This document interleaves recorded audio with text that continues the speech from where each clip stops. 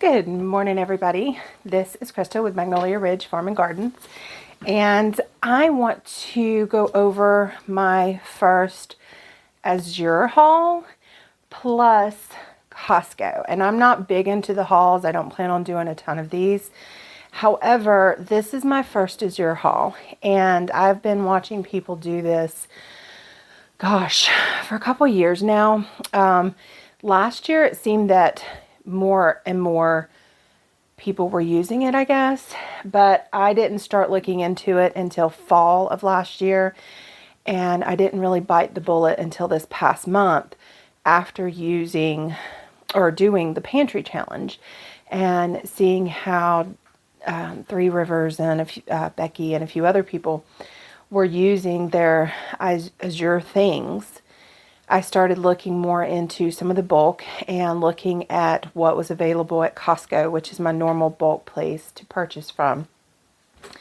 But I can't get the same things at both locations. So I dipped my toe into the pond of Azure this month, and I was so happy my sweet friend Tammy, hey Tammy, I know you watch, helped me navigate the first haul because I didn't know what to expect. One of the things that the channels talk to you about is what they get and maybe how to store it, but they don't really talk about the actual picking up.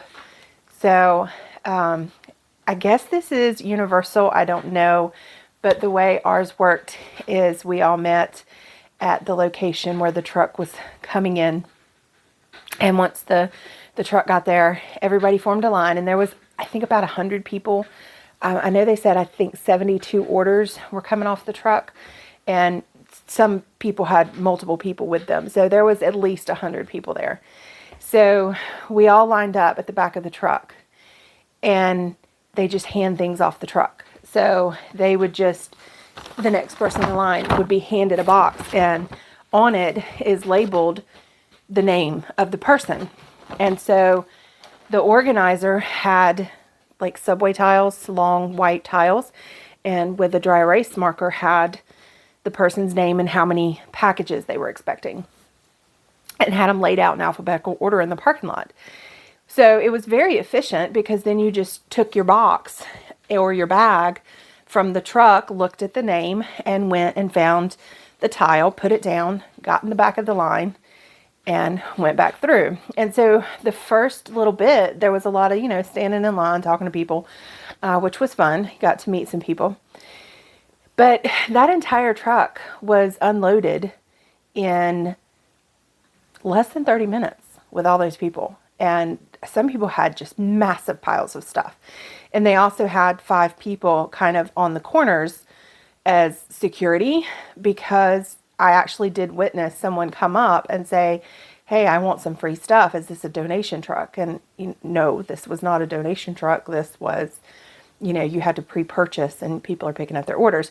So they actually had some volunteers stationed around to kind of keep an eye on people's piles and stuff like that. So it was very efficient, and it really took less than 40 minutes for an entire tractor and trailer to be delivered and unloaded. So it was very, very well organized, very well done. Everyone was super nice. And so I think that little bit of anxiety about how it would work maybe kept me from doing it for a little bit. And 2, it's a little overwhelming to think, where am I going to put all this stuff? If I'm ordering bulk, what am I going to do with all of this? So I still need to work on that issue. But I have bought some bulk things before at Costco. So the problem is our house is pretty small. It's a decent size, but we don't have a lot of storage areas that, are just not in view in your living space. So I want to go through what I got and what I'm going to do. So I did get from Azure, these are 5-gallon Mylar bags, and they have a top zipper on them so you can access them. So my idea is to put them in the 5-gallon buckets to put flour and things like that to help keep them safe and secure and able to dip out of them as needed. So I have found some things. I've been keeping an eye out when I go in TJ Maxx for these really large mason jars, and I like the big jars that have the snap canister lids like these, but I can't find the big ones. I have three of the really big wide fat ones that I have flour and sugar in, but I haven't been able to find any more. But I have found 2 of these giant mason jars. So every time I go in TJ Maxx, I look for either the canisters or the jars so that I can keep, you know, pretty good quantities of some of the things that I'm buying in the jars and not have to dip into the 5-gallon buckets very often. So I did get the Mylar bags from there though, because I have been keeping an eye on those for a few years, and they were way cheaper to get them through Azure than they were to buy them off of Amazon or anywhere else I had seen. So I got that, and then I also got some 1-gallon sizes that I can break up a lot of my stuff into what I would use for a month or 2, so I don't have so many, you know, big things. Like I can put 5 of these down into a bucket instead of one big bag. So it'll depend on what I'm using and how often I'm using it and having to get in there. So what I don't have up here for you to see is a 50-pound bag of pastry flour that was on sale and a 25-pound bag of cornmeal that was on sale, because when I unloaded the truck, I put them straight into one of the downstairs refrigerators until I could deal with those. And I also got a little thing of goat butter that I want to try, because everyone knows that goats are on my list to get, and they have been for a few years. So I wanted to try the goat butter because I do love goat cheese, but I wanted to try goat butter. So it is in my refrigerator already, because I've actually had this order for a couple days. So I'm just now getting around to dealing with it. I got some ground white pepper because I have a few recipes, like my just all-time favorite calico squash casserole that calls for white pepper, and I've never found white pepper in some of the stores around here that I go to. So when I saw that, I went ahead and grabbed some. And I got some buttermilk powder because we do make a lot of biscuits, and I like the idea of having something a little more shelf stable, because sometimes my buttermilk goes bad if I don't make biscuits. You know, I either have to make a ton in a row, or, you know, my buttermilk goes bad or whatever, even when I get like small ones. So I like the idea of the buttermilk powder. So I'm going to try that and see how that works. And then I got some bread flour because I have been using my bread machine quite a bit. And so I've had a few instances where I've gone to the grocery store and there has not been any bread flour. So I bought some of that to try. I bought a small thing of coconut sugar to try, and a little thing of Celtic sea salt. I wanted to try this one because I usually use Himalayan salt. Some Icorn crackers that were on sale, to give those a try. Some coconut flour. And since I was kind of in a coconut theme there with the coconut sugar and the coconut flour, I went ahead and got some shredded coconut and some coconut cream, which it came with 3 of these. Now, the only thing I will say about those is it tells you what the quantity is, but I'm bad at visualization on some things, and so those were a little bit smaller than what I was expecting, which is, you know, my fault. But I'm going to have to compare those prices, but that was kind of a splurge because that's not something I typically buy. But I wanted to, when I saw I can't remember which one was on sale, the idea of a coconut cake just sounded really good, and I like the idea of using the organic coconut cream, coconut flour, coconut sugar to see what that does. So I'm going to experiment with that. And then I also got some organic sesame oil. One of the things that I want to try soon is California rolls for sushi because my daughter and I both love them, but I want to try to make them. And then I also got some sunflower oil. I want to deviate a little bit from some of the standard things that I'm just so used to using that are readily available at the grocery store, like just Pillsbury bread flour. That's the only bread flour that I can find around here. Self-rising or all-purpose flour, standard olive oil that we are starting to see, like at Harris Teeter and some other places, a little bit more variety of oil, but I want to try some different things. So I'm going to slowly start building some of those up and working on different recipes that are healthier and better for us with some more natural ingredients like those. So that was it. That was all I bought at Azure, and that was roughly $200, I think it was like $230, 200, I believe. Yeah. So the next thing I did is I go to Costco, not very often, maybe every 3 months, once a quarter. And I went in January. It was during the Pantry challenge, but I did not get very much. I got a few things that I needed for the kids' lunches and the bagged salad. It was February. It was a month ago, but I did not get much. So today I had a client meeting in Greensboro. So I was right down the road from Costco. So I went ahead and went, and I spent $300. It was like $287. And I stocked up on toilet paper. I got two, let's see if you can see them. They're right there. I got two of the big, I think there's 24 or,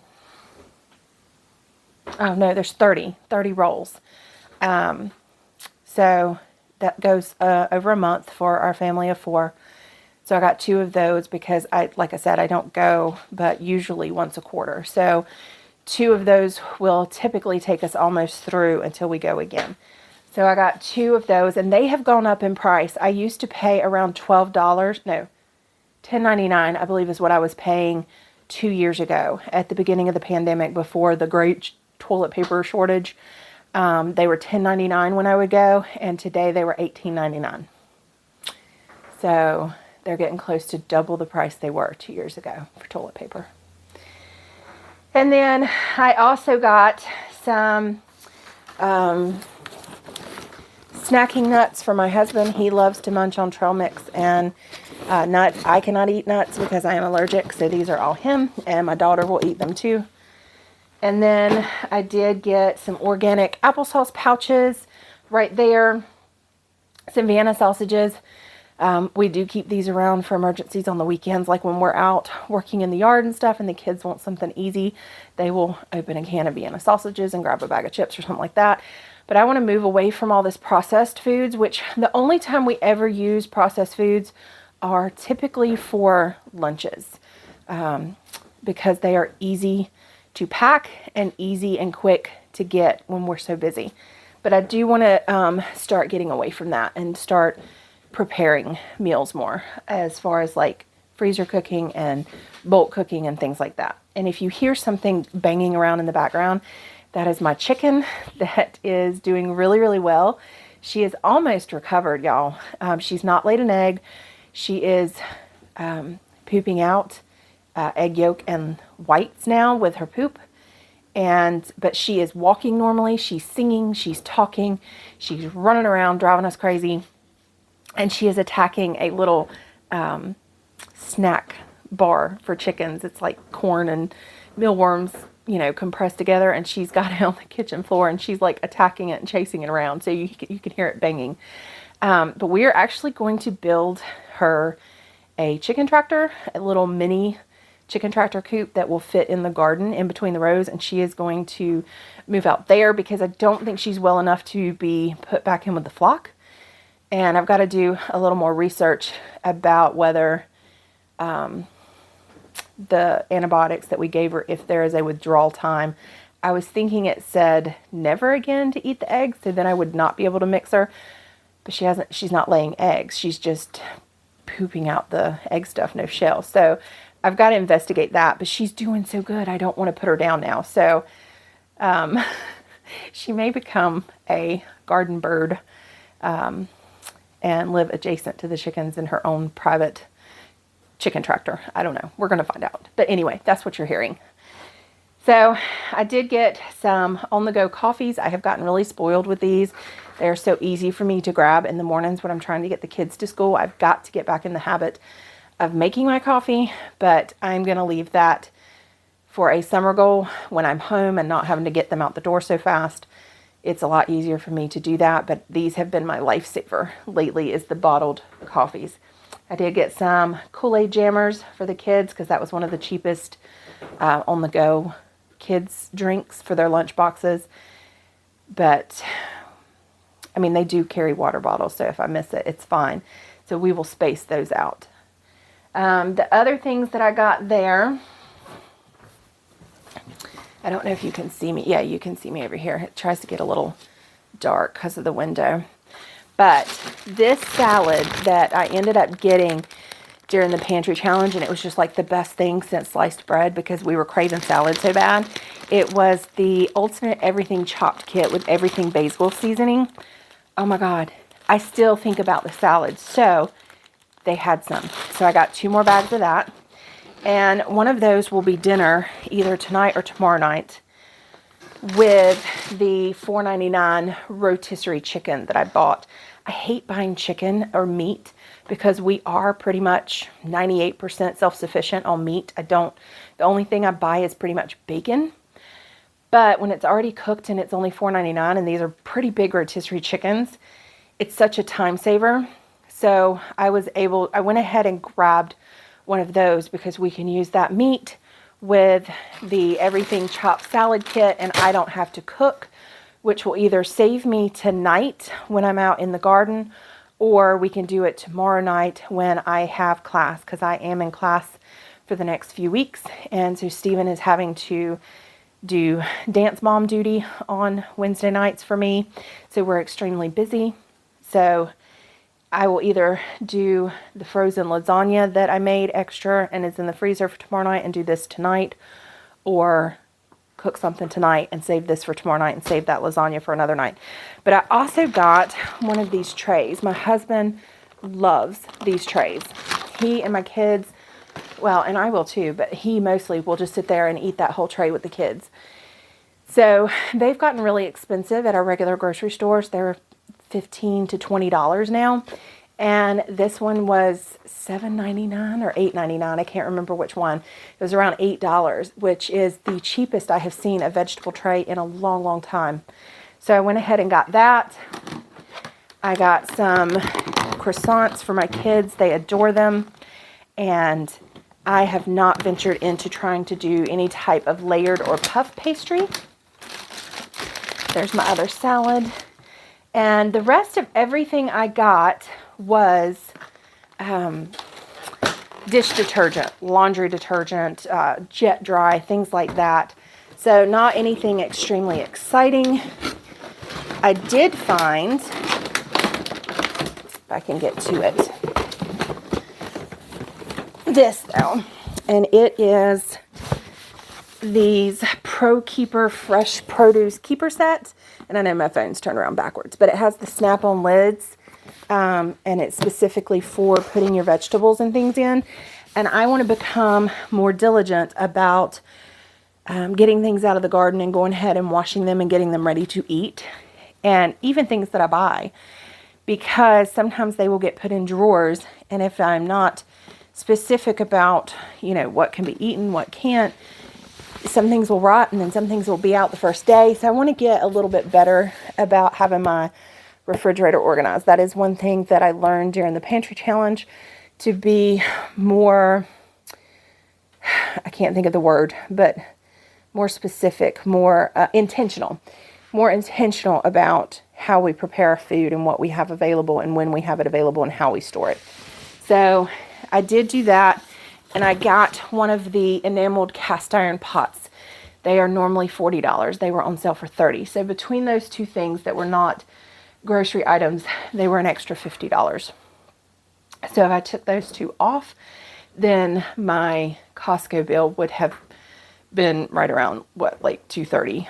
something. So not bad, but when you look at the two together in the past week, that's, you know, close to $600. That's like $550. So it's quite a bit of money. No, actually, yeah, that's close to $600. And that's an entire month of groceries, pretty much. So we have to be more intentional about our purchasing and storage and cooking from home. So that is one thing the Pantry Challenge taught me, but I want to continue to improve on. So I'm going to go down this rabbit hole of Azure and Costco and between the garden and what we do, and see where that takes me for this year, and then do the Pantry Challenge in 2022 or 2023 and see what happens. So looking back on the Pantry Challenge, that was probably the biggest takeaway that I got, was being very intentional about what we eat. And I'm being very intentional about what plants I put in the garden this year and how many of them to grow for a year of food for my family and prepare for those times that we do not have the garden. So this year, thanks to the Pantry Challenge, everything is with intention, I guess is the best way to do it. Thanks for hanging out with me and going through my first Azure order and a quick look at what I brought home from Costco.